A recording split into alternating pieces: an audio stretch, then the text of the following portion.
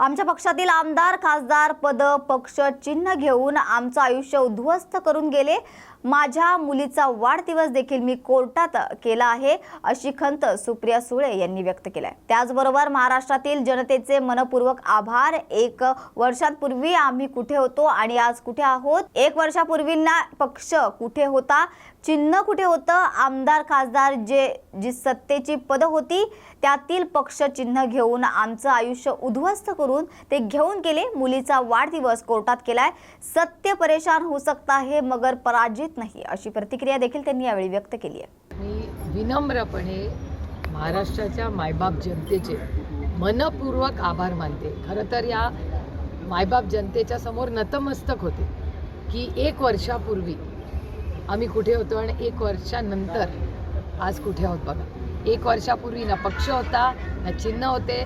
आमदार खासदार society sarpanch bank म्हणजे जी काही सत्तेची पदं लोक सरकार जे होते राष्ट्रवादी काँग्रेस पक्षामध्ये त्यातलं पक्ष चिन्ह सगळं घेऊन आमचं आयुष्य उद्ध्वस्त करून ते सगळे गेले। त्यावेळेस कोर्ट इलेक्शन कमिशनमध्ये आदरणीय पवारसाहेब सातत्याने तासनतास बसत होते आमच्याबरोबर। सुप्रीम कोर्टात आठवड्याला मी स्वतः चक्रा मारलेल्या। माझ्या मुलीचा 25वा वाढदिवस पण आम्ही सुप्रीम कोर्टातच साजरा केला, कारण तेच महत्त्वाचं होतं। एक आई म्हणून मला वेदना होतात त्याच्या की माझ्या 25 वर्षाच्या मुलीला तिचा वाढदिवस मला सुप्रीम कोर्टात बेंचवर बसून साजरा करावा लागला। ठीक आहे, संघर्षाचे दिवस होते आणि अर्थातच आधी लग्न कोंडाण्याचं, वाढदिवस तर नंतर करू ना, कुठे जातोय वाढदिवस।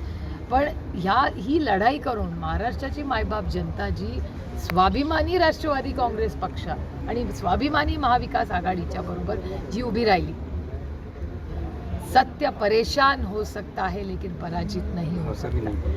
त्याच्यामुळे आम्ही खूप संघर्ष करून मायबाप महाराष्ट्राच्या जनतेने जी साथ दिली, कारण का मायबाप जनतेच्या लक्षात आलं की आदरणीय पवारसाहेब आणि माननीय उद्धवजींवर जो अन्याय झाला, अदृश्य शक्तीला असं वाटतं की अदृश्य शक्ती दिल्लीवरून काहीही करू शकते।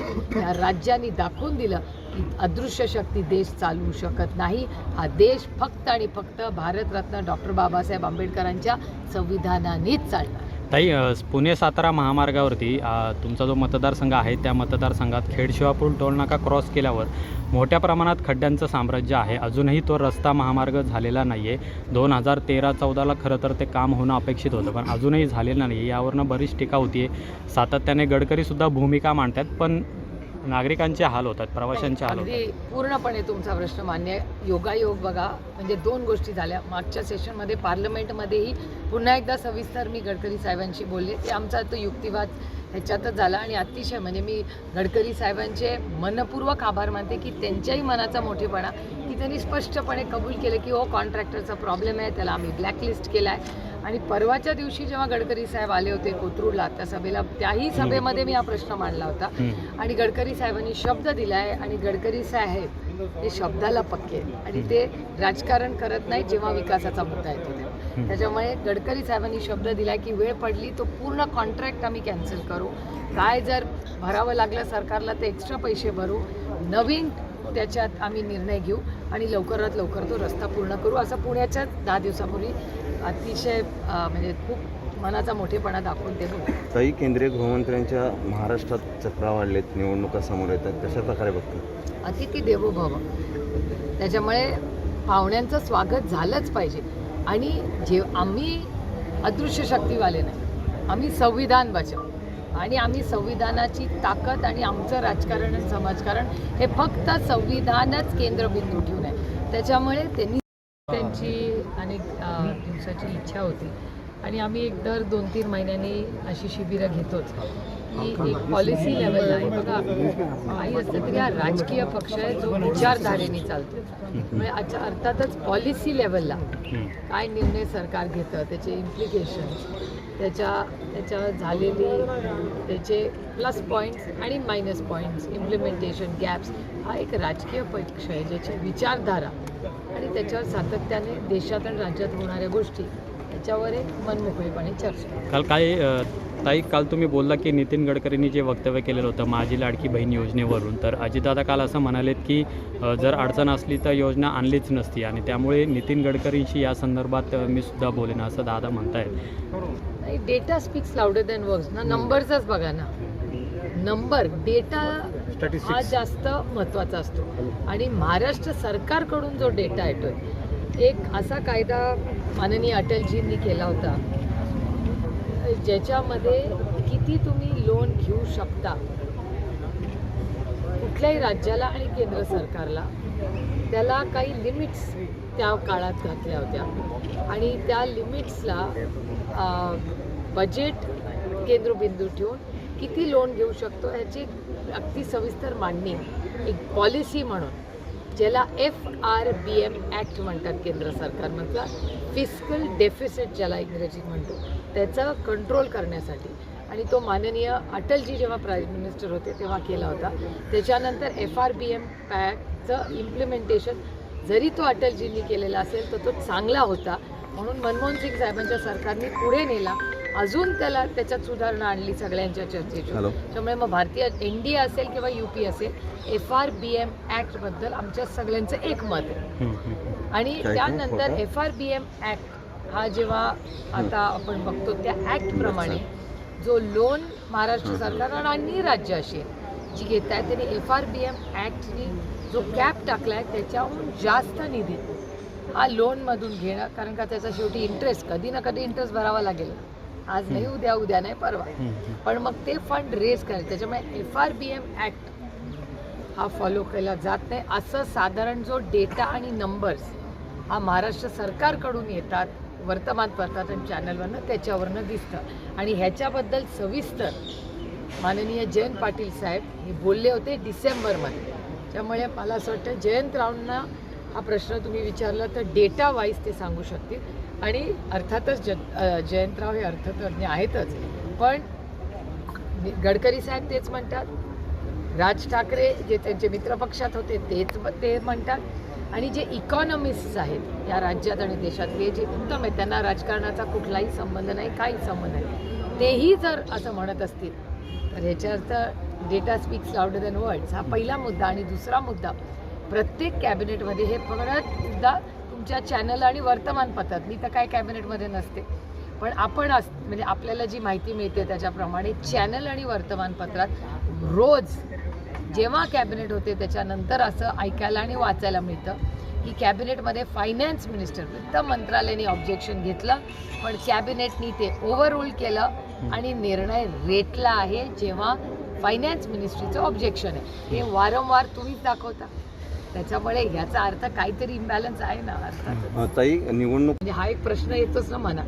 आणि एक आहे ते पक्ष कितीही फोडतील, ते कार्यकर्त्यांना त्रास देतील, ice income tax CBI ED लावतील, पण महाराष्ट्राची जनता ही स्वाभिमानीपणे आणि इमानदारपणे, त्याच्यामुळे ह्यांनी किती असलं खाटाटोप केला फार काही त्यांना यश मिळेल असं मला तरी वाटतं. काही मुंबईच्या नायर रुग्णालयामध्ये एका विद्यार्थिनीचा लैंगिक अत्याचार केल्याची सुद्धा घटना घडलेली आहे, ती आज सकाळी उघडकीस आलेली आहे.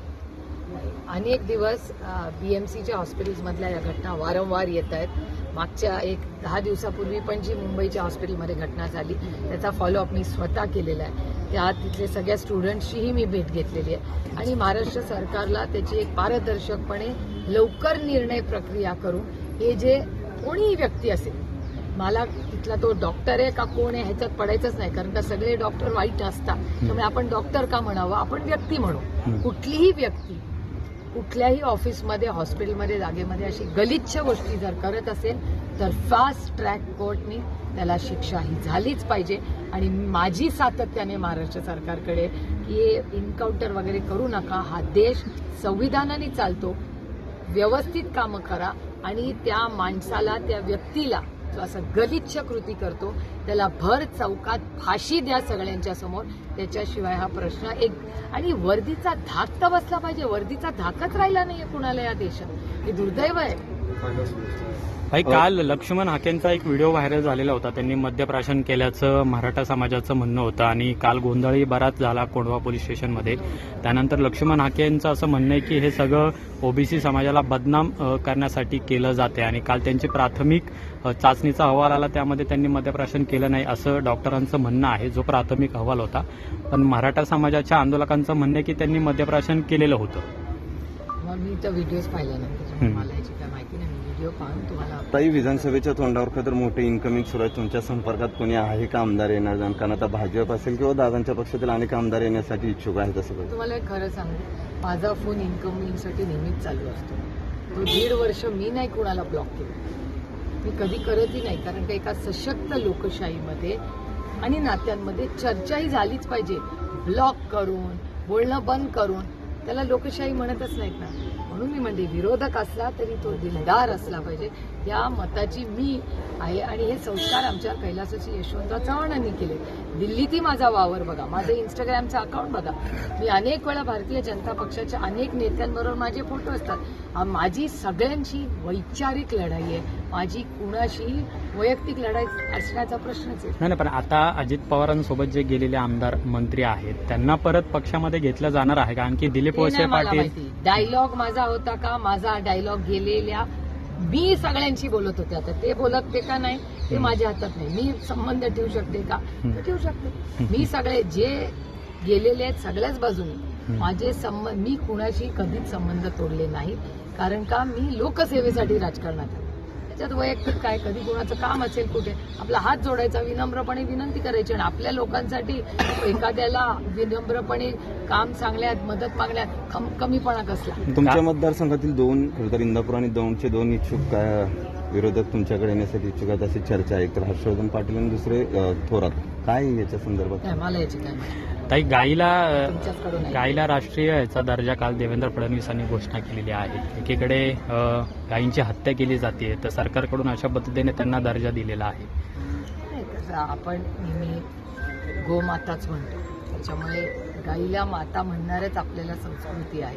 आणि दुध, अन्न, आपण अन्नपूर्णेचीही पूजा करतो. आपल्या महाराष्ट्रात आणि भारतीय संस्कृतीमध्ये अन्नाची पूजाच होते.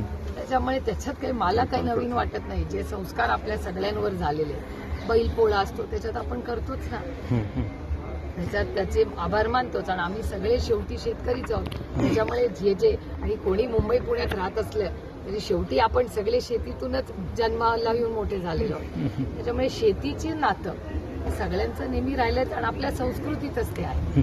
ताई, 2 दिवसापूर्वी अहमदनगरला पवार साहेबांना एक मुस्लिम समुदायाने निवेदन दिलेलं होतं की अहमदनगरचं नाव जे आता अहिल्यानगर झालेलं आहे ते पुन्हा अहमदनगर करावं. तर त्यावरून भाजपचे आमदार गोपीचंद पडळकर यांनी पवार साहेबांवर अतिशय खालच्या शब्दांमध्ये टीका केलेली आहे. मिनी औरंगजेब आहेत असं पवार साहेब असं ते म्हणालेले आहे. लोकशाही आहे, प्रत्येकाला बोलायचा अधिकार.